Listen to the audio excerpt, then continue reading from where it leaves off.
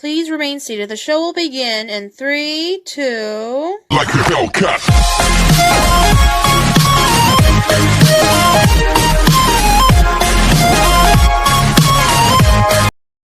Hi, I'm FandomTraveller87. Want to hear a ghost story?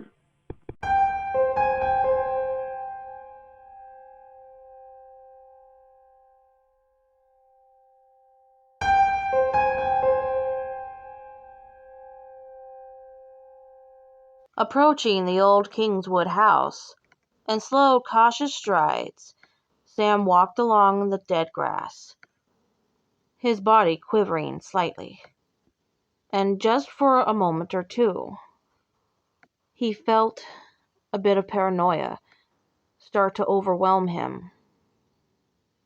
Perhaps it was just nerves, or maybe it was guilt for breaking his promise to Phil. He saw the condition of the house. It definitely didn't seem safe for anything living, animal nor human.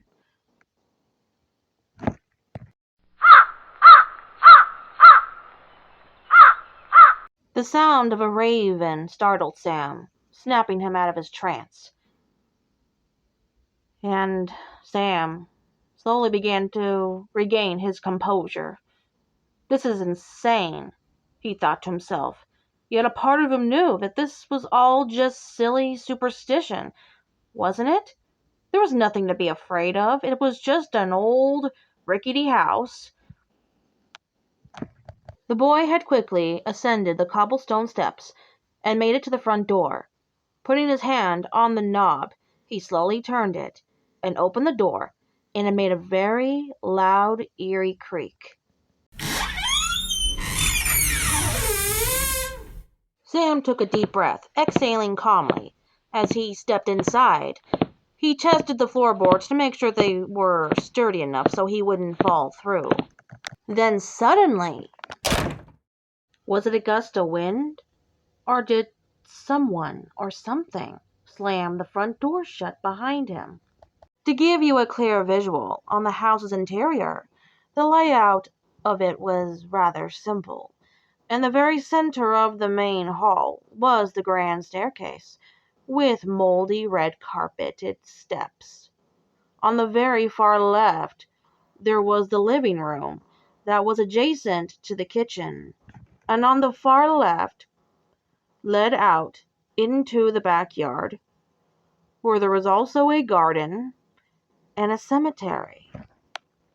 After 10-15 minutes of browsing through the living room, rummaging through drawers and looking underneath tables and behind furniture, and just scanning the area for anything out of the ordinary, Sam found nothing. Absolutely nothing. There was nothing unusual. Then, of course, he decided to try his luck in the kitchen. As expected, everything seemed kind of normal. He had opened kitchen cabinets and opened drawers. He just saw absolutely zilch. Disappointing, of course. Then he decided to browse upstairs. Going up the moldy, red carpeted steps of the staircase, he did so as quietly as he could, because for some odd reason, he just sensed that something was off. Like, he probably thought that something was here, and he didn't want to get its attention. But maybe he was just being ridiculous. After all, he was alone in this house. There was nothing here to harm him. Now, there were 2 separate hallways. Each hallway had about 5 rooms on each side. A few of them were guest bedrooms. There was a nursery, a study, a master bedroom, and amongst a few other things that he caught a glimpse of. a portrait on the wall of looked like to be old man Kingswood and his wife, Felicia. And what was chilling enough was the fact that, well, it was more surprising to see that in her arms she was cradling an infant. Did she have a child at some point? It was, of course, obvious. Now, this definitely raised a lot of questions for Sam. But that portrait, it didn't look right. He could see that in the painting, old man Kingswood was frowning. He just had this icy cold glare in his eyes. And his wife, Felicia, she looked sad. And the infant in her arms, there was something red stained where that, in that particular spot, Sam could notice a red stain. Is that what I think it is? Blood? Sam, with a trembling index finger, he reached out to touch the stain. It was fresh. Someone was here recently. But who? Who in the world would want to come to this place? If this was fresh blood, who had put it there? Then heavy winds started up outside, and there was a clash of thunder and lightning.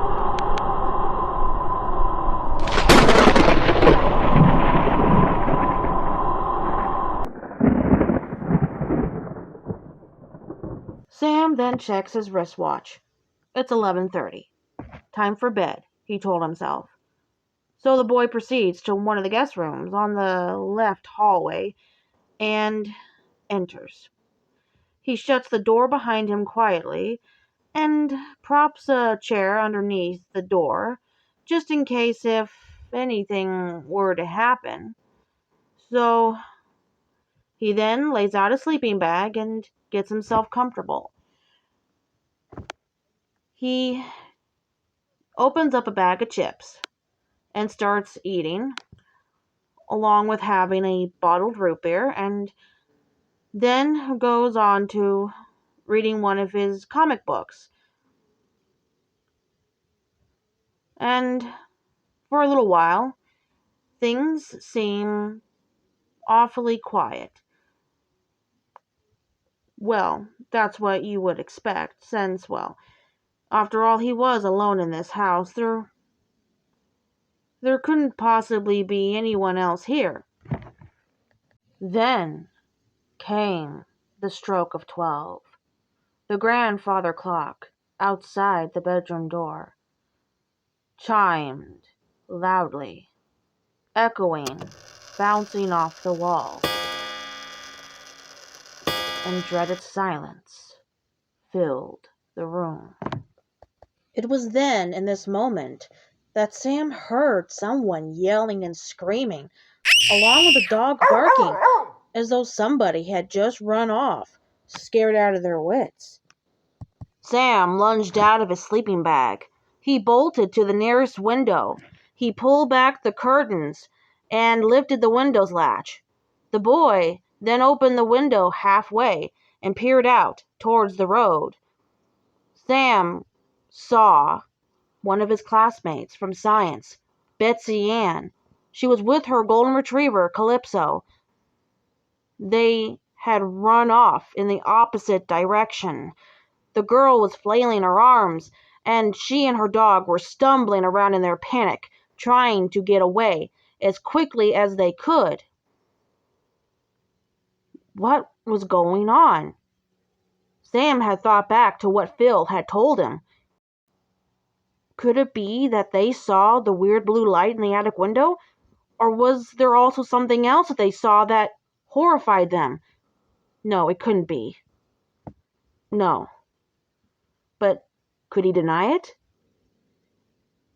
Then he felt something dripping down from his nose. He touched his face. He saw that his nose was bleeding. No.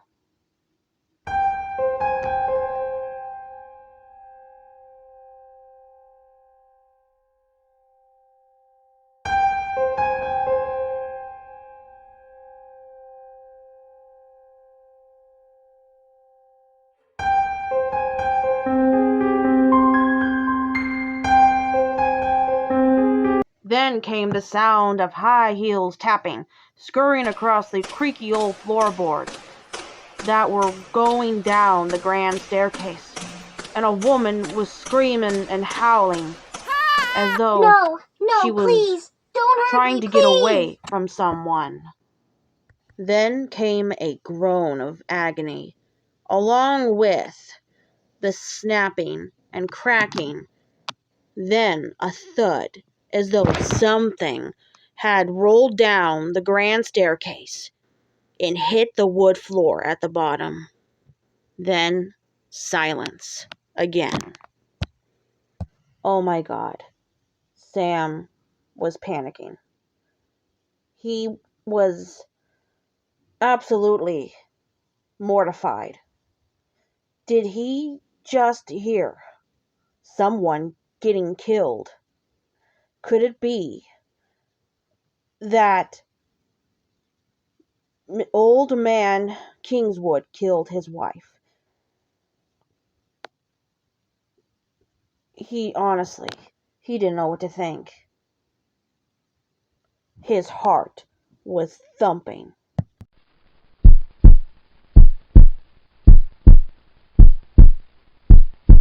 I am now going to be brave, Sam said to himself. He then, armed with his flashlight and a camera, he had removed the chair from underneath the door and exited the room. He then activated his flashlight and looked around left and right. He then stared up at the ceiling. There was a long cord hanging down. He pulled the cord and a door opened up, which led to the attic. Down came the wooden ladder, and so Sam had climbed it, and upon entering the attic, it was a bit dark, although there was a dim light above him. There was some old wooden crates, some old furniture that was covered in white cloth, and, well, just seemed like there was tons of storage, lots of places to hide, in case something was to go wrong. A cold chill then filled the air, and Sam's nose still bled, just a little. Then he felt eyes, invisible eyes, staring right behind him. But as he turned around, he didn't see anything.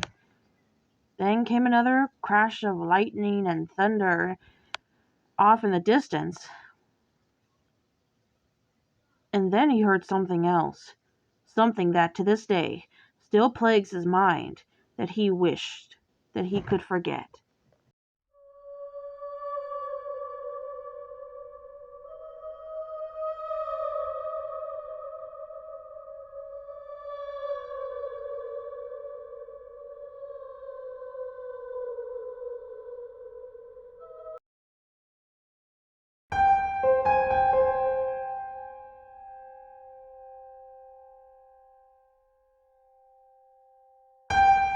Sam had a handkerchief in his left shirt pocket, and he cleaned himself up before discarding the rag. And then he heard a woman whisper close by. Get out of here. Get out while you still can.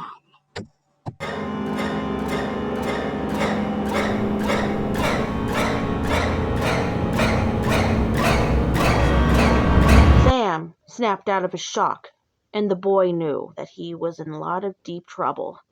With whoever was in this house was going to hurt him very, very badly, and somebody else was just trying to warn him of the danger. So, the boy had to make sure that he didn't leave his stuff behind. He quickly descended the ladder from the attic and went back to the room he was staying in, packed all of his stuff, and he made his way out the front door. He leaped across the lawn, back towards the direction of his house, and he didn't dare look back. He practically pissed his pants at this point. And, well, let's just say that if his mother were to discover that he was gone, he was definitely gonna be in a lot of world of hurt. Yeah, definitely.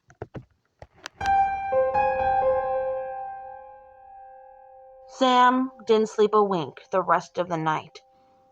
He was tossing and turning a bit in his bed as usual, sweat dripping down his face, his heart still pounding in his chest, his ears ringing, and through staggered breath, he was praying to himself, praying to God, please, please don't let anything happen to me. He whimpered. He didn't know what to do. He didn't know what to think. He wasn't sure what to believe anymore. He was so close to death, it seemed like. Who knows what could have happened to him if he would have stayed another minute in that place, that horrible, wretched place. And, well, a part of him wanted to go back so badly because he still had so many unanswered questions. And yet he was also curious about what Betsy Ann really did see in that attic window. Did she see the ghost of that dead woman? Did she see the ghost of old man Kingswood? About a week prior to this event, Betsy Ann and Sam would often hang out together, even at school. She was the only one that was ever really truly nice to him and always stood up for him against any bully that tried to pick on him. Especially since there was one incident where he received a swirly from one of the older kids from math class. Anyway, Betsy Ann was also a bit of a major in history, and she could have an extensive knowledge about the origins of the Kingswood house. Maybe she could shed some light on things that were left unanswered. And Sam at least was able to get one thing confirmed. That woman was definitely murdered, and the possible suspect was her husband. The very next morning, about 9 o'clock, Sam had gotten up out of bed.